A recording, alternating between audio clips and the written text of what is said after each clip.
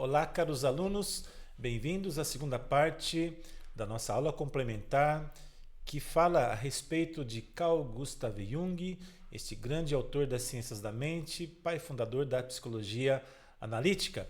E nós vamos investigar e conhecer um pouco mais da obra de Carl Jung nessa nossa segunda parte e vamos invadir então alguns conceitos deste grande autor. Vamos a eles.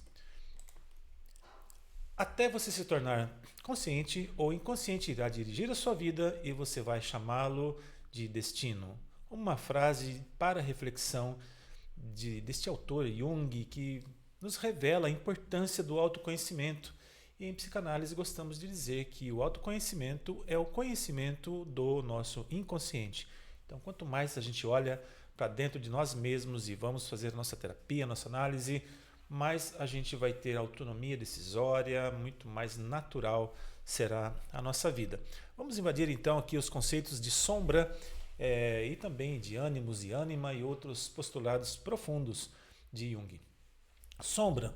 O conceito de sombra, desenvolvido então por este autor, é um dos pilares da psicologia analítica e se refere aos aspectos inconscientes da personalidade que o ego não reconhece ou rejeita em si mesmo. Tais aspectos são geralmente considerados negativos, indesejados ou inaceitáveis pela nossa consciência, mas não se limitam apenas a traços ruins. Também podem incluir qualidades positivas que foram reprimidas por não se ajustarem à nossa identidade consciente de pessoa. Ou seja, a sombra é aquela parte nossa que emerge quando passamos por alguma situação, seja ela conflitiva, seja ela empolgante, ou algo que vai nos provocar e que faz emergir de nosso inconsciente certas características que talvez nem nós mesmos as conhecêssemos. Então, a sombra parece então essa estrutura da nossa personalidade que espera por um momento de agir, espera um momento de aparecer. E quando provocada, então essa sombra, como se fosse um outro personagem dentro de nós, vem à tona. Muitas pessoas às vezes vão dizer assim, poxa, não sei o que me deu na cabeça que eu agi dessa forma, não sei como é que eu fui capaz de falar isso ou fazer aquilo outro, como que não fosse ela, como se estivesse falando de uma outra pessoa. Isso pode ser entendido como esses conteúdos, aspectos que estão lá na nossa inconsciência, mas que quando provocados eles podem vir à tona. A gente vê isso em muitos lugares, podemos verificar isso no trânsito, quando as pessoas se agridem, elas se transformam realmente, ou então quando fazem uso de alguma substância estimulante, seja algum tipo de entorpecente, ou seja bebidas alcoólicas, que faz emergir este lado que talvez num estado consciente a pessoa não o fizesse. Podemos olhar até alguns fenômenos de massa, como estádios de jogos, futebol ou qualquer outra modalidade em que as pessoas se agridem. Fora dali, ela é uma pessoa ótima, ela é um bom pai, uma boa mãe, trabalhador, trabalhadora, bom cônjuge, mas quando entra naquele fenômeno de massa, se torna agressiva, profere lá os seus xingamentos, agressões, ou seja, parece que emerge de fato do interior dela esse aspecto que até então está ali adormecido ou tentando encontrar uma forma de se expor. A sombra então representa tudo que a pessoa não quer ser ou não admite ser. E às vezes ela até pode dizer isso, eu não quis agir assim, vocês acabaram me provocando, ela não admite que se trata dela mesma. Mais adiante, Lacan vai nos ensinar que nós somos responsáveis até pelo nosso inconsciente. Então, por mais que a gente não reconheça a própria ação, a própria atitude, ela cause estranhamento em nós, o fato é que ainda assim somos nós quem a fizemos. Um outro lado do ego, formado por impulsos, desejos, emoções, ideias ou lembranças que foram suprimidas. Ou num linguajar mais psicanalítico, impulsos, desejos, emoções recalcadas. Um conteúdo de inconsciente pessoal, mas que se conecta ao inconsciente coletivo, pois todos os seres humanos possuem uma sombra, segundo Jung. E a sombra, então, é este conteúdo, esse aspecto da personalidade que está na camada inconsciente do ser humano e que pode se conectar a esse mesmo impulso, aspecto de uma outra pessoa, formando uma espécie de inconsciente coletivo, como a gente pontuou agora de pouco nos fenômenos de massa, de shows, de estádios, de eventos esportivos ou de movimentos políticos, manifestações em que parece que uma grande massa se torna um só. Por exemplo, então as pessoas, uma pessoa que se vê como muito bondosa e altruísta pode reprimir sua raiva ou egoísmo. Esses sentimentos passam para a sombra. Quando ela vê alguém egoísta, reage com irritação desproporcional, pois está projetando sua própria sombra no outro. Autores como Ana Freud e Freud, o próprio Freud, vai chamar isso de projeção. Quando eu tenho certa característica em mim, ela não me agrada, eu sei que eu a tenho, ou pelo menos eu tenho medo que ela se aflore, que ela desabroche, e quando eu vejo essa característica em uma outra pessoa, eu passo a atacar aquela característica como se eu estivesse atacando a mim mesmo. E como está também colocado no nosso exemplo, muitas pessoas vão fazer coisas boas, aí já é um outro mecanismo, um mecanismo da sublimação, vai procurar fazer uma coisa boa para lidar com essa repressão de certos aspectos que ela poderia considerar ruins. Então, se ela se entende como egoísta, e se ela ganha muito dinheiro, ela vai procurar em algum momento fazer uma obra social, uma obra de caridade, para poder aliviar essa perspectiva de que, no fundo, ela pode ser egoísta. Obviamente que isso não é regra geral. Se alguém tem boas condições financeiras, ela vai procurar fazer alguma coisa, não quer dizer que ela está reprimindo um aspecto ruim dela, nem está tentando fazer disso uma espécie de paga ou de justificativa para possuir o que possui. Mas aqui no nosso exemplo, e o que o Jung está trabalhando na questão de sombra, é que sim, existe lá um aspecto em algum público, em alguma pessoa, que ela pode sublimar isso e agir de forma contrária daquilo que ela tem dentro dela. Isso tudo são objetos, obviamente, de estudos analíticos. O encontro com a sombra. Para o processo de individuação, lembrando que a individuação é um processo central aqui em toda a teoria de Carl Gustav Jung. Tudo se objetiva nessa individuação, que é a nossa personalidade, é o nosso eu, é quem realmente nós somos e o que nos diferencia dos demais seres humanos. Tornar-se realmente quem é, essa individuação. É essencial confrontar, reconhecer e integrar a sombra. Isso não significa agir de acordo com a sombra, não é admitir se eu tenho algo em mim que é socialmente reprovável, que vai contra o senso comum, a cultura, a sociedade, a educação. Não quer dizer que eu vou agir conforme minha sombra, não é isso, mas aceitar esses aspectos e aceitar que esses aspectos fazem parte de mim, fazem parte de si mesmo, desenvolvendo assim uma personalidade mais íntegra e autêntica. Quando eu sei quem eu sou, compreendo as minhas potências, as minhas virtudes e também as minhas debilidades, agora nessa tomada de consciência eu integro isso no meu self, no meu eu, que a gente vai ver um pouco mais adiante, a questão do self. Então agora eu consigo estabelecer certos limites e entender que eu tenho lá os meus gatilhos, chamados gatilhos emocionais, e que eu não preciso simplesmente reagir às coisas da vida, mas eu consigo agora agir de acordo com o meu consciente, de acordo com os meus princípios, normas e valores, para que essa sombra, quando ela apareça, ela não apareça na representação de um verdadeiro monstro. Sombra coletiva, como a gente já falou um pouquinho antes, vamos melhorar aqui então a conceituação. A sombra coletiva envolve aspectos negados por um grupo, nação ou cultura. Em períodos de crise, como por exemplo as guerras ou preconceitos generalizados, essa sombra pode emergir de forma devastadora. A gente vê isso em preconceito de grupos contra etnias, contra raças, povos. A gente vê isso espalhado por toda a sociedade. Isso é um fato, isso realmente ocorre. Eles são fenômenos de massa como se fossem sombras coletivas, como se houvesse um senso comum que determinado povo por questão de cor de pele, por questão de região de onde vem, questão de idioma e tantos outros aspectos, por si só já seria uma invalidação, já seriam considerados como inferiores. Isso é a tal desta sombra coletiva que está no imaginário, na cultura daquele povo, quase que num desenvolvimento arquetípico.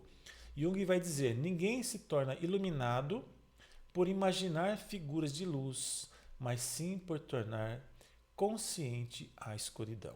Então, quando eu entendo que essa sombra, a sombra, tecnicamente falando, significa ausência de luz. Então, ela é uma projeção que nós vemos, por exemplo, no chão ou numa parede, aquele contorno que nós chamamos de sombra, aquele preenchimento, contorno com preenchimento que chamamos de sombra, na verdade, aquilo é uma ausência de luz. Então, é um aspecto que está... eu estou cobrindo aquele espaço e aquela luz não está chegando e aquilo forma uma sombra. Então Jung vai dizer que não é só jogar luz ali, iluminar aquilo, mas é tornar consciente que aquilo existe, que eu posso fazer o que eu quiser, sempre haverá sombra. Se tiver luz, terá sombra. Então eu tenho que ver e olhar a minha sombra, se ela representa o meu eu real ou se ela representa estruturas de recalque, de repressão da personalidade, que elas emergem quando provocadas. Vemos que é um conceito bastante rico de Jung, quando ele trata de fato essa parte da nossa personalidade, essa parte da nossa vida que está ali escondida no inconsciente, mas que reclama aparecer quando provocada, ou mesmo quando não possa não ser provocada. É como se houvesse ali um recalque querendo sair, como se estivesse sufocado, e quando vem então uma abertura desse conteúdo por uma provocação da experiência de vida, a pessoa teve uma perda, ou ela passou por uma irritação, uma discussão com alguém, perdeu alguma outra coisa, aquilo tudo pode despertar esse psiquismo e de forma muito reativa. E Jung vai dizer que essa reação, que essa formatação muito reativa, ela sim é a sombra, é um aspecto que em geral é negativo, ainda que ele tenha postulado que também pode envolver aspectos positivos, pode fazer emergir algo tão bom de dentro do coração daquela pessoa que ela nem imaginava ser capaz. Alguém dá uma oportunidade para alguém, valoriza alguém que talvez estivesse esquecido num cantinho, talvez estivesse sendo desprezado, ninguém notou. Quando alguém vai lá, nota e valoriza, e oferece, participe aqui conosco, olha, pegue essa oportunidade, desenvolva isso, aquilo pode fazer emergir dela uma sombra que era muito boa, mas que não encontrava um espaço, um lugar de pertencimento, um espaço para desenvolvimento. Vamos ver mais um conceito agora de Jung que fala sobre um aspecto que é muito pouco compreendido em geral, mas que traz uma riqueza muito grande na compreensão. E também uma estrutura arquetípica que Jung vai chamar de anima e animus. E o que vem a ser anima e animus? Anima, a imagem feminina na psique masculina. Representa os aspectos femininos do inconsciente do homem. Inclui qualidades como emoção, intuição, sensibilidade, receptividade, imaginação e afetividade. Manifesta-se nos sonhos, fantasias e inclusive nas projeções, muitas vezes na figura de uma mulher idealizada ou misteriosa. A ânima é uma ponte entre o ego e o inconsciente, desempenhando um papel fundamental na conexão com o mundo interior. Vamos procurar compreender bem este conceito de ânima. Ânima não quer dizer que o homem se tornou mulher. Não é esta a questão. Não tem a ver com a questão de gênero, mas tem a ver com características da personalidade que são próprias, segundo o que desenvolveu Jung, do feminino, do aspecto feminino, a imagem feminina. E ele vai dizer que esses aspectos, essas qualidades da emoção, intuição, sensibilidade, receptividade, imaginação e afetividade, entre outros, são aspectos da imagem feminina. Se um homem, ele é muito regido pela emoção, ele tem intuição, ele tem sensibilidade, receptividade, por aí vai, Não quer dizer que por ele ter esses aspectos que Jung chama de ânima, ele é mulher. Mas Jung entende que isto é um traço, é, é um aspecto feminino, mas que não feminiza o homem. Muito ao contrário. Existem mulheres, como a gente vai ver agora aqui na sequência, que têm o ânimos muito aflorado. E o que é o ânimos? A imagem masculina na psique feminina. Então representa aspectos masculinos do inconsciente da mulher. Está ligado a qualidades como racionalidade, lógica, firmeza, ação, autoridade e discernimento. Pode aparecer nos sonhos como sábio, guerreiro, líder, ou mesmo como figuras críticas ou autoritárias. O ânimos, como a ânima, também é um mediador com o inconsciente, mas a sua integração passa pela reflexão e expressão do pensamento autêntico. Vamos compreender isso muito bem. É claro que homens e mulheres têm características de racionalidade, de lógica, firmeza, mas também de emoção, intuição, sensibilidade, sem transformá-los em alguém que não é do seu gênero como assim percebido. Então, não é porque um homem tem características da ânima que só por isso o faz mulher, e não é porque a mulher tem características do ânimos que só por isso ela se torna masculinizada. Nem o homem fica feminino, nem a mulher fica masculina por conta desses aspectos que Jung entende que são do psiquismo feminino ou, do outro lado, no ânimos, do psiquismo masculino. Então não tem nada a ver com relacionamentos, com gêneros, mas tem a ver com a capacidade que a pessoa tem de elaborar os seus pensamentos e comportamentos. Então, pode ser que uma mulher seja autoritária, ela seja firme, trabalhe com a lógica, ela tenha discernimento, o que, ok, as mulheres têm essas características mais ou menos afloradas, mais ou menos patentes, assim como os homens também têm emoção, intuição, sensibilidade, receptividade, e nem por isso ele deixa de ser quem é. Porque não tem a ver ânima e ânimos com a questão sexual, com a questão da identidade de gênero, não tem nada a ver com isso. Isso são características que Jung postula como da imagem feminina no homem e da imagem masculina na mulher. Então, isso é muito bom que isso fique bastante claro, fique bastante entendido, porque nós vamos ver em algumas relações de famílias e casais em que muitos vão dizer, poxa, ela é o homem da casa, ele é a mulher da casa, como se eles não correspondessem ao seu gênero.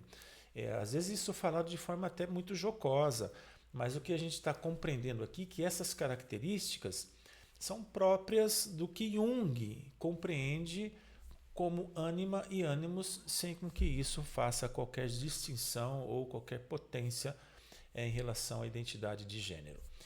Vamos para o nosso próximo slide. Então, qual é a função psicológica e desenvolvimento desses arquétipos ânima e ânimos? Elas influenciam profundamente nossos relacionamentos e também as nossas projeções amorosas, já que nós vamos procurar a complementariedade no outro. Se as duas pessoas, homem e mulher, são muito marcados pelo ânima, eles podem ter algum tipo de conflito nisso, pode ser que tenha, não quer dizer que isso vá acontecer. E o contrário também, se os dois, homem e mulher, ou o casal que ali está, né, as pessoas que vão se relacionar ali, são muito marcadas no seu ânimos, muito desenvolvida, então se os dois são figuras autoritárias, isso pode vir a gerar, oportunizar a aparição de alguns conflitos.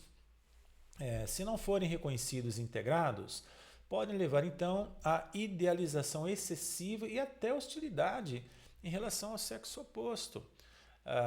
No processo de individuação, é essencial tornar consciência tomar consciência dessas figuras internas para integrá-las de forma equilibrada e não usar dessas características como dominação ou como influência, e às vezes de uma forma até narcísica. O que Jung chamava de confrontar a sombra e integrar os arquétipos, porque às vezes essas características arquetípicas de ânima e ânimos estão lá esperando a oportunidade de desenvolver. E é claro, né, pessoal, existe até um senso comum que fala que a mulher ela é mais emoção e o homem é mais razão. Não existe nenhum estudo científico que promova isso, que vá dizer que mulher é mais emoção e homem mais razão. Pode fazer qualquer estatística, universo amostral, o que quiser, mas o fato é que o ânima é uma característica da psique, vamos dizer assim, dessa imagem feminina, e o ânimos da imagem masculina, que pode estar em um ou outro. Tem homens que são mais emoção, tem mulheres que são mais razão. Então ânima não é a marca da mulher e o ânimos a marca do homem propriamente, mas fazem parte e estão distribuídos essas características entre homem e entre mulher. Isso segundo o que nos postula aqui Carl Gustav Jung.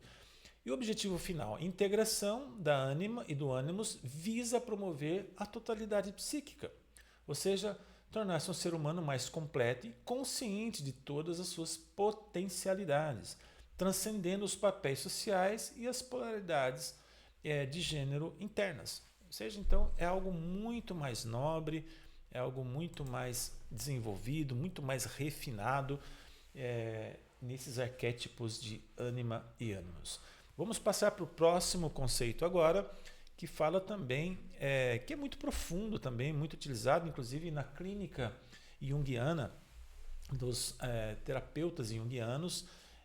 O próximo slide ele é de uma importância indiscutível, porque vai falar agora de símbolos e sonhos. E os sonhos é um objeto de estudo, assim como para a psicanálise, para a psicologia analítica é fundamental. Vamos então entender como Jung construiu esses conceitos muito importantes.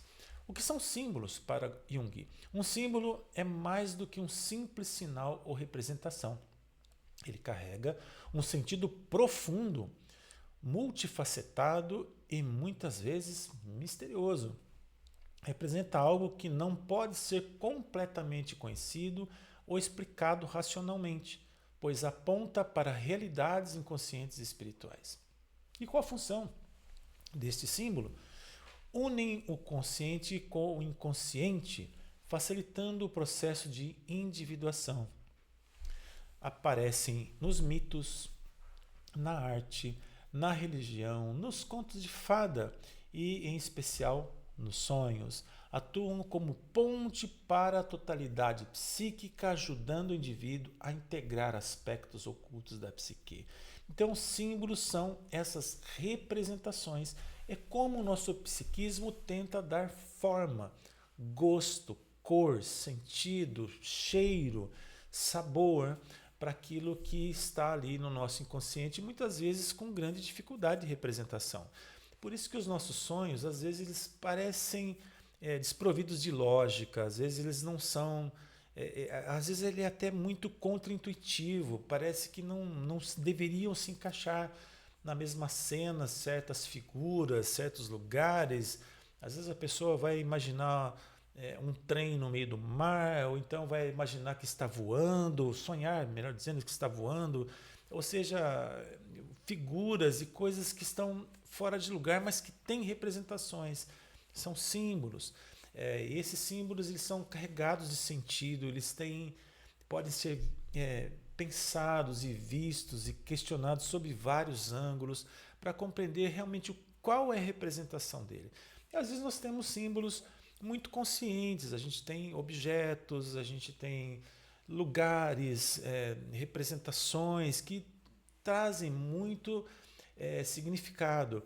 Às vezes a pessoa tem alguma coisa e ela vai dizer as palavras, olha, isso para mim tem um valor emocional, não tem um custo, eu não vendo porque tem valor emocional para mim. É um símbolo, é algo que a gente atribui um certo valor que parece ter uma pretensão de explicar algo mais profundo.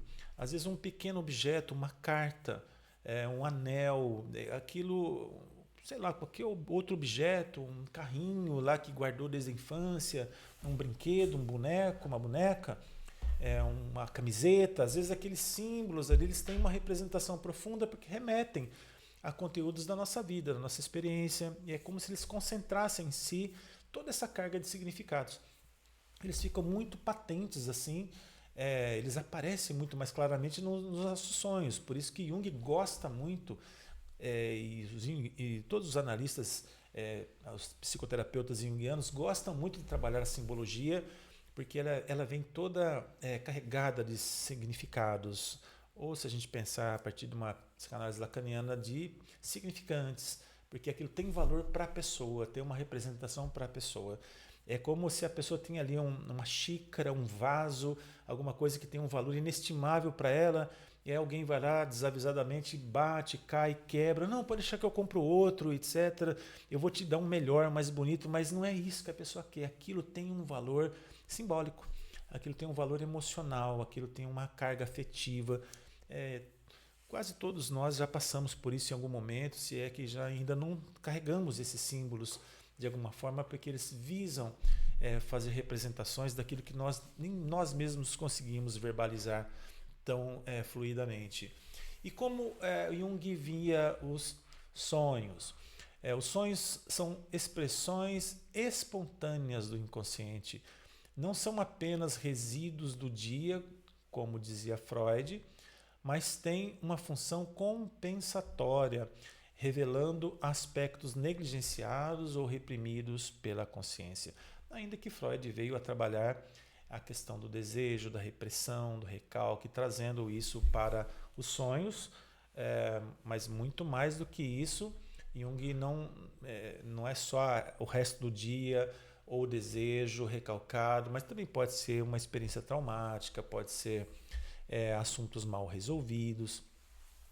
E Jung caracteriza os sonhos como que falam por meio de imagens simbólicas, como já falamos até agora, que nem sempre tem lógica, podem expressar conflitos internos, os arquétipos, desejos profundos ou advertências. Então, se a pessoa tem o arquétipo de sábio, ela vai lá sonhar que está aconselhando, tomando decisões sábias, está no controle dela. Ou se tem o arquétipo do guerreiro, então ela está ali resolvendo questões, se empenhando, fazendo trabalhos heróicos. Se ela tem um arquétipo do herói, por exemplo, entre outros, os arquétipos são inúmeros. Nós vimos aqui 12 arquétipos, mas são muito mais do que isso, e vistos em toda a obra junguiana.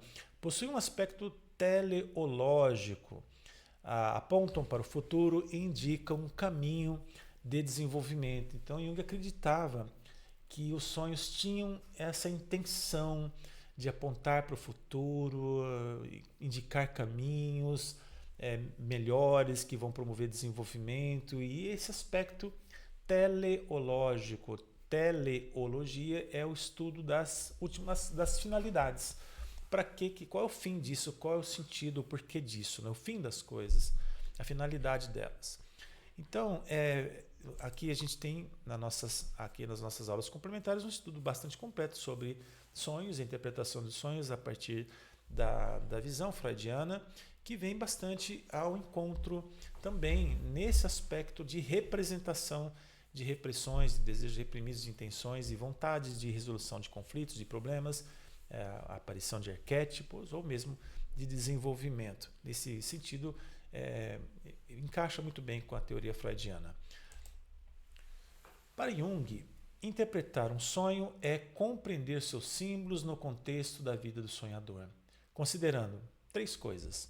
Contexto pessoal, a história de vida da pessoa e suas experiências fazem parte dessa simbolização, dessa parte simbólica dos sonhos. Elementos do inconsciente coletivo, os arquétipos universais, como já falamos. Função compensatória, o que o sonho quer equilibrar na psique. Então, se eu tive uma frustração ou uma emoção muito forte no dia, seja uma emoção boa ou ruim, o sonho pode fazer esse trabalho de tentar pacificar essa experiência, de alguma forma compensar. Então, se a pessoa ela teve um problema financeiro muito grave, não conseguiu arcar com algum compromisso financeiro, ela vai sonhar que ganhou na loteria. Ela vai sonhar que, de repente, ela abriu uma gaveta lá do armário e saiu um monte de recurso de dinheiro que agora ela não tem mais nenhum problema. Então, parece ser essa compensação, tentando dar algum tipo de remédio ali para que esse psiquismo se acalme. Na prática analítica da psicologia analítica de Jung, trabalhar com sonhos ajuda o paciente a ampliar a consciência de si mesmo, a conectar-se com seus arquétipos, por exemplo, como sombra, ânima, herói, entre outros, superar conflitos e traumas e avançar no processo da individuação. Então, todas essas características, essas etapas, esses conceitos, sempre a compreensão deles tem essa finalidade última de alcançar este processo de individuação ou avançar nesse processo de individuação, que é o processo mais profundo do autoconhecimento, da compreensão de mim mesmo e dessa geração de identidade mais profunda. Então nós temos aí um conceito bastante interessante de símbolos e sonhos que muito usado, muito trabalhado na clínica junguiana. Vamos ver mais um conceito que fala agora sobre o self, que não é exclusividade de Jung esse conceito, visto que outros autores da psicanálise, como por exemplo Winnicott, também trabalha a questão do self, do falso self, entre outros. O self na psicologia analítica é um dos conceitos centrais e mais profundos na teoria junguiana. Representa a totalidade da psique, a unidade do consciente e do inconsciente, sendo o centro organizador da personalidade e o objetivo final do processo de individuação. Então, avançamos no processo da individuação para, uma vez tendo chegado num bom termo, podemos falar que este self está agora mais patente, esse self está agora mais calcado nos fundamentos daquela pessoa. O self é a imagem arquetípica da plenitude e unidade. O self não é a mesma coisa que ego. E o ego é a parte consciente da personalidade. Isso também na teoria freudiana. Mas algo muito maior. O self abrange e transcende, vai além do ego, incluindo tanto os aspectos conscientes quanto inconscientes da psique. O self é o total, é o todo desta personalidade, compreendendo tanto o consciente quanto o inconsciente. Então, estamos falando aqui de totalidade. Agora, essa construção do self é quando a pessoa realmente ela já se vê de uma maneira muito mais aproximada com quem realmente ela é. Ela já tem uma compreensão muito ampliada de si mesma. Então, ela já entende seus desejos, ela já compreende os seus aspectos frágeis, débeis e compreende, lógico, seus aspectos, características virtuosas, suas qualidades. Então, agora ela não está à mercê de seus próprios desejos de forma desenfreada, descontrolada. Agora ela traz a sua racionalização com muito mais suavidade. Então essa conceituação de self para Jung é uma conceituação muito poderosa, que visa então este amadurecimento do ser humano. O ser humano agora é tido como maduro, como completo, como sábio. Ou seja, esse processo de chegar perto, tentar alcançar, que vem nessa esteira da individuação para alcançar esse objeto final do self, é o que realmente vai dar conta de responder aquela pergunta que diz quem eu sou, que pergunta quem eu sou, quem você é. Cara aluno, quem você é? Quanto mais a gente consegue falar a respeito disso, mais esse self estará desenvolvido. Vamos ver então algumas diferenças entre self e ego. O ego, centro da consciência, responsável pela identidade e pela vontade. Já o self, centro da totalidade psíquica, que regula e integra toda a personalidade. O ego é a parte que diz eu sou, mas o self é aquilo que nos tornamos ao longo do processo do desenvolvimento psíquico.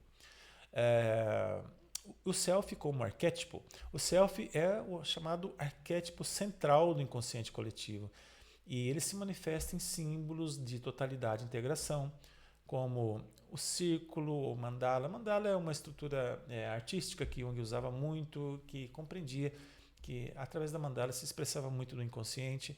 O velho sábio, a grande mãe, a criança divina, a cruz, o quadrado, o ovo, entre outros símbolos que falam sobre integridade, completude, perfeição.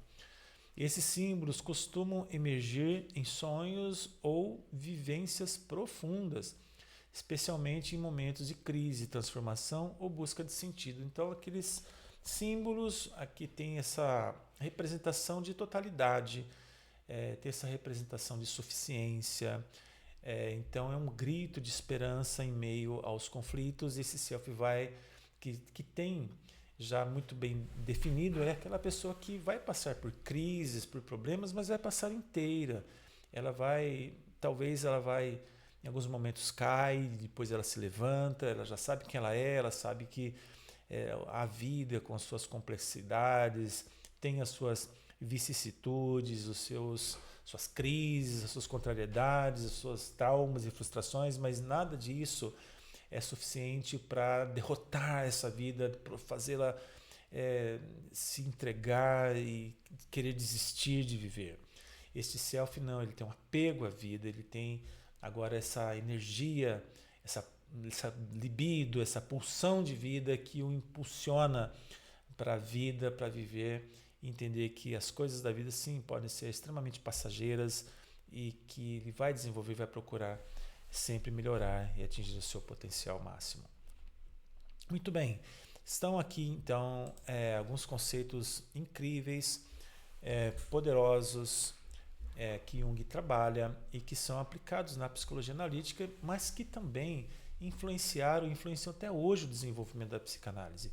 Quando a gente olha ânima e ânimos, quando a gente olha o self, quando a gente olha sonhos, quando a gente vai olhar os arquétipos também, toda essa conceituação, a individuação, tudo isso contribui muito para o pensamento do aparelho psíquico, para a compreensão de tudo que ocorre dentro do nosso aparelho psíquico, nas nossas camadas consciente, pré-consciente, inconsciente, nas demandas de desejo, realidade, norma, expressos no id, ego e superego. Então, o trabalho que Jung faz nessas conceituações aprimora, traz luz, joga luz realmente em tudo que a gente estuda na psicanálise. Mas vamos concluindo a nossa aula olhando também alguns aspectos bastante interessantes que são os chamados tipos psicológicos. No slide, Jung desenvolve 8 tipos psicológicos e separa em grupos da atitude, que ele vai chamar de atitude psicológica, por um lado, e também vai chamar de função psicológica do outro, e vai fazer uma combinação entre tudo isso, redundando aí em 8 tipos psicológicos que depois vai ser desenvolvido para tipos de personalidade. Mas vamos ver então os tipos psicológicos do primeiro grupo em relação à atitude. Jung dividiu as pessoas em 2 grandes polos de orientação de energia psíquica. Ele dividiu entre introversão e extroversão. Na introversão, nós temos um aspecto voltado para o mundo interno, reflete antes de agir, prefere ambientes calmos e introspectivos, é uma pessoa mais reservada, sensível ao excesso de estímulo externo. Introversão não tem relação direta com timidez. Timidez é uma emoção complexa, portanto é um sentimento que remete ao medo, à insuficiência, à insegurança. Introversão não tem nada a ver com medo, insegurança, tem a ver com é, o despender da energia psíquica da pessoa. Então ela tem uma orientação na introversão para o mundo interno. Isso não quer dizer com insegurança e suficiência nem nada. Isso é uma forma de funcionamento psíquico, o investimento de uma energia psíquica para o mundo interno. Ao contrário, na extroversão, é voltado para o mundo externo. Age antes de refletir, em geral, busca interação social e estímulos, mais adaptável ao ambiente e às demandas externas. A pessoa pode ser tímida sendo extrovertida, ela pode ser tímida sendo introvertida, porque esse sentimento não tem ligação direta com nenhuma dessas duas atitudes psicológicas. E também em relação às funções, Jung vai dividir da seguinte maneira. Só que aqui ele coloca como modos de perceber e julgar o mundo. Então, duas categorias principais: as racionais ou as de julgamento, que são utilizadas para a tomada de decisão. Então, aqui são duas características: uma que é a do pensamento, pessoas que se baseiam na lógica, análise, objetividade, busca o que é verdadeiro ou falso, ou do sentimento, baseia-se em valores pessoais e afeto, decide com base no que é bom ou mal, agradável ou desagradável, ou seja, essa polarização de sentimento também está aqui nas funções racionais. Apesar de chamadas de racionais, nós vemos que aspectos emocionais estão muito presentes aqui, especialmente quando a gente fala de agradável, desagradável, bom ou mal, são questões da visão do que esses polos podem provocar em a vida afetiva. E tem também as irracionais ou de percepção. Temos aqui a sensação, percebe por meio dos sentidos e da experiência concreta, foca no que é real e presente, ou da intuição, percebe por meio dos insights, símbolos e padrões, foca no que é possível, futuro ou oculto. Então nós temos no primeiro grupo, só retomando aqui, no nosso primeiro grupo dos tipos psicológicos, nós temos a atitude psicológica, introversão e extroversão, e temos as funções psicológicas, pensamento, sentimento, sensação e intuição.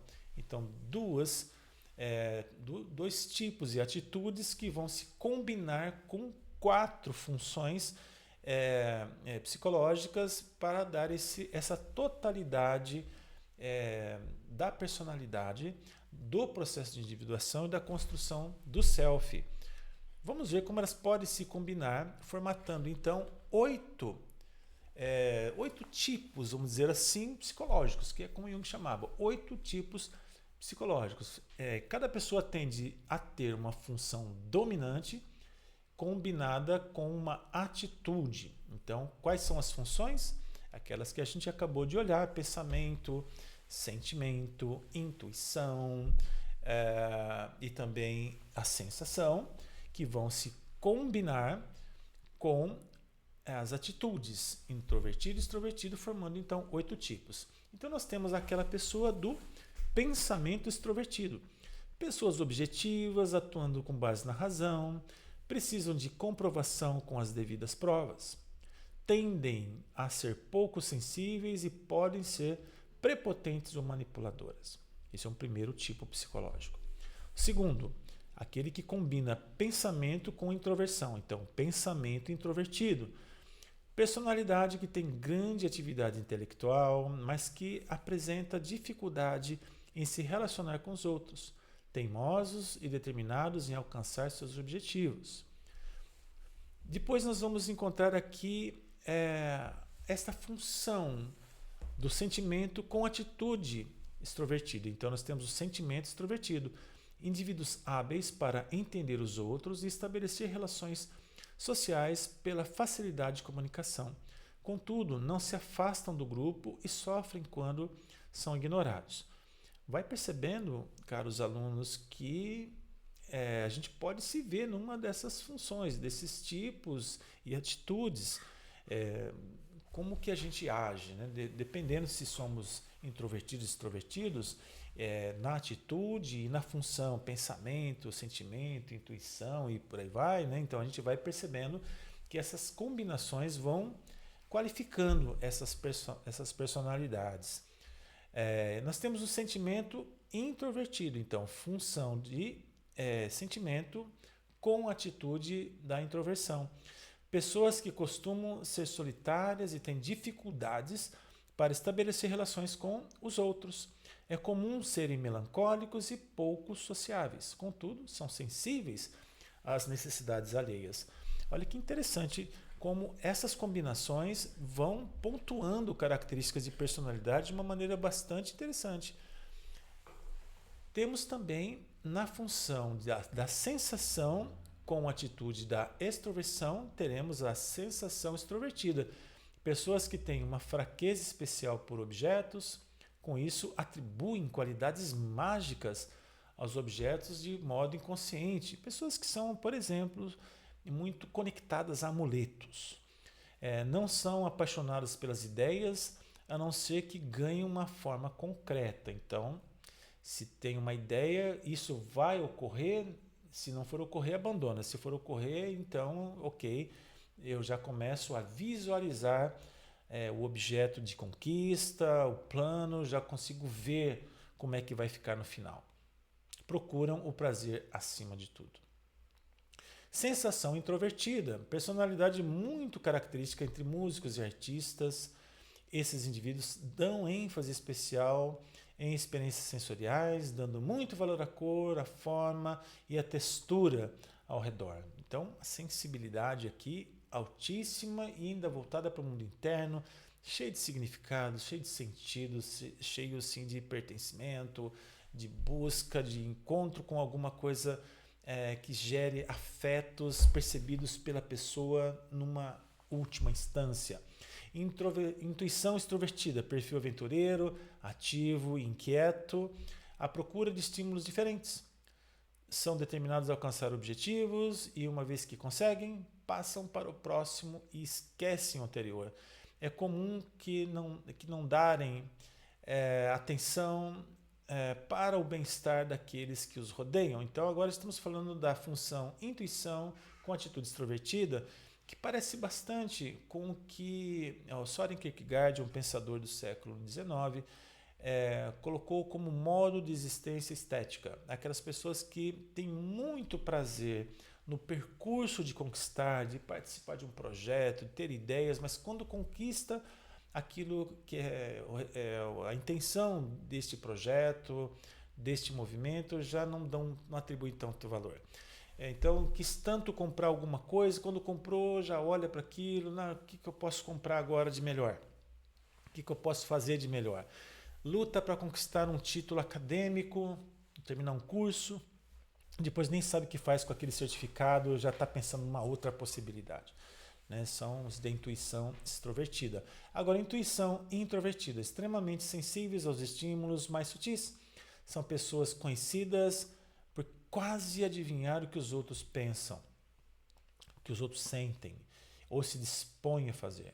Perfil criativo, sonhador, idealista, além de apresentarem dificuldades para colocar os pés no chão. Olha que interessante isso. Então, nesses 8 tipos psicológicos, a gente começa a perceber nuances de personalidade nas pessoas ao nosso redor, ou nós mesmos podemos estar nos vendo em um desses 8 tipos psicológicos, porque isso realmente é muito, muito interessante. Mas, posteriormente, outros autores, não Jung não fez essa separação de qualificadora de personalidade, mas na obra dele isso está assim, muito fácil de identificar, ainda que ele não tenha colocado em letras tão definitivas como os seus interpretadores e autores a partir, que vieram após Jung, e que definiram os tipos de personalidade, combinando então 16 tipos. Vamos dar uma breve olhada no nosso slide sobre o MBTI, ou indicador tipo Myers-Briggs. É um teste de personalidade baseado na teoria dos tipos psicológicos de Jung, e aí nós temos 16 tipos agora combinando todos eles. Combina introversão, com introversão com as 4 funções e também a extroversão com as 4 funções e colocando então tipos psicológicos. Veja que lá nos 8 tipos que nós vimos, tipos psicológicos, que Jung estabeleceu ali, então aqui nós temos uma nova combinação. Estamos combinando outras funções que Jung não tinha combinado na sua obra, pelo menos não de maneira muito clara. Agora nós temos os tipos de personalidade, os tipos esses divididos em 16, que são baseados nos tipos psicológicos de Jung.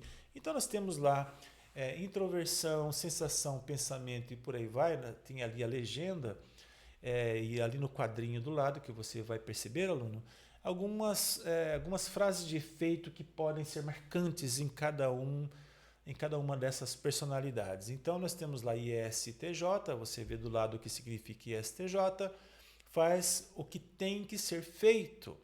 Nós temos o ISFJ, faz o que precisa ser feito. Veja a pequena sutileza. Alguém que faz o que tem que ser feito a todo custo e vai fazer. E alguém faz o que precisa ser feito, ainda que não tenha essa obrigatoriedade. Ele fez por uma questão de ideal, uma questão moral. Então, vou fazer porque isso precisa ser feito. O outro não. Ele faz porque tem que fazer, não tem opção. INFJ é uma inspiração para os outros. INTJ, tudo tem espaço para melhorias. ISTP, pronto para tentar coisas novas. ISFP, muito observador, mas pouca ação. Você conhece alguém assim, nesses tipos? INFP, realiza serviços nobres, ajudando a sociedade. INTP, um amor para resolver problemas. Uau, isso também é muito fácil de se observar na nossa vida cotidiana. ISTP, definitivamente realista. ESFP, só se vive uma vez. ENFP, dando à vida uma pressão adicional. ENTP, um emocionalmente desafio após um emocionante desafio após o outro. ESTJ, o administrador da vida. ESFJ, anfitriões do mundo, pessoas que gostam de receber o tempo todo. ENFJ, conservadores persuasivos e por último ENTJ, líderes naturais da vida.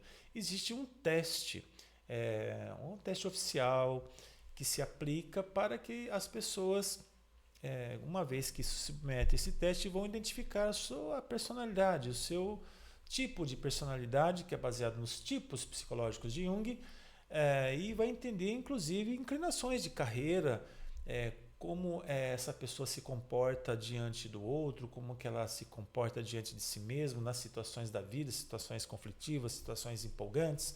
E isso é um teste bastante interessante, bastante preciso, que vale a pena se fazer ao longo da nossa vida, vale muito a pena participar desse projeto. Então, pessoas, queridos alunos, esta foi a nossa segunda parte da aula de Jung, trazendo esse conteúdo complementar à sua formação como psicanalista. Aproveite os estudos e nos vemos na nossa próxima aula complementar.